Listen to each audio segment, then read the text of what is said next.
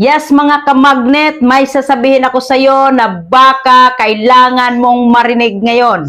Huwag kang maiinggit sa malalaking content creators, huwag kang maiinggit sa kumikita na ng malaki, at huwag kang maiinggit sa milyon ang views. Bakit? Kasi kung ginagawa mo ang tama, papunta ka rin doon. Una, normal ang mainggit. Pero normal lang makaramdam ng konting kurot sa puso kapag may nakita kang grabe 1 million views, grabe 6-digit earning, grabe verified na. Pero tandaan mo, hindi mo nakita ang umpisa nila, hindi mo nakita ang 0 views, hindi mo nakita ang ilang busy silang hindi pinansin ng algorithm. Ang nakikita mo lang ay bunga, hindi mo nakikita ang proseso. Pangalawa, comparison is distraction. Kapag masyado kang nakatingin sa kanila, nakakalimutan mong tumingin sa sarili mong progress. Ang tanong, mas magaling ka ba ngayon kaysa kahapon? Mas consistent ka ba ngayon kaysa last month? Mas malinaw ba ang message mo ngayon kaysa dati? Yan ang dapat mong i-compare. Hindi ikaw laban sa kanila, ikaw laban sa dating ikaw.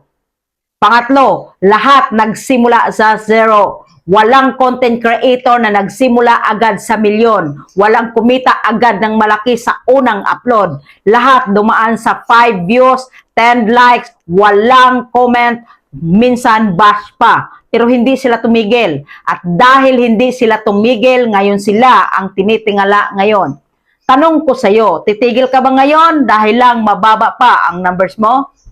Pang-apat, envy versus inspiration. Gawin mong inspiration, hindi insecurities. Kapag may nakita kang malaki na ang kita, sabihin mo, proof yan na posible. Kapag may nakita kang verified na, sasabihin mo, darating din ako dyan. Kapag may nakita kang million ang views, sabihin mo, algorithm, ihanda mo na rin ako. Iba ang mindset ng naiinggit sa mindset ng naniniwala.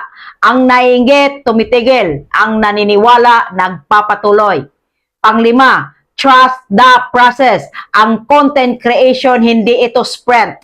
Marathon ito. May season ng tahimik, may season ng mabagal, may season ng breakthrough. Pero kung tuloy-tuloy ka, kung nag-i-improve ka, kung nag-aaral ka, kung nagbibigay ka ng value, hindi pwedeng hindi ka umangat. Delayed lang, pero hindi denied. So, kung may nakikita kang malaki na ang kinikita ngayon, huwag kang mainggit. Ngumiti ka dahil may patunay ka na may pera sa industriya mo. May patunay ka na may opportunity. May patunay ka na may possibility. At tandaan mo ito, ang stage nila ngayon, pinagdaanan muna nila ang backstage. Nasa backstage ka pa lang, pero papunta ka na rin sa spotlight.